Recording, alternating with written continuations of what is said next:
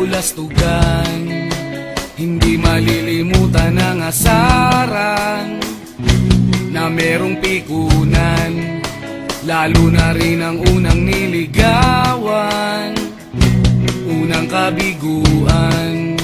At dyan nasiseryoso ang usapan, ang pagdadamayan ng tunay at tapat na kaibigan. Tatlong mga buwan, kaibigan namang maaasahan. Oh, di na tayo pabata, edad may di nahahalata.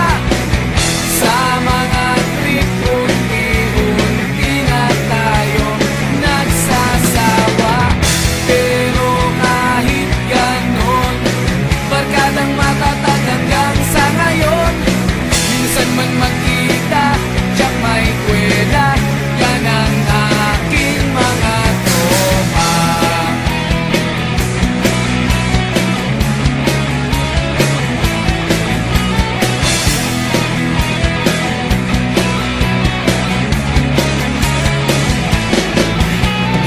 Inuman na pang magdamagan, minsan inaabot pa ng ayaan, na kung saan-saan, na para bang walang kinabukasan at kahantungan.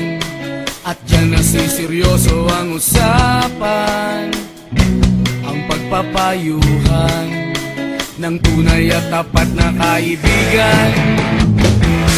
Kung mga baliw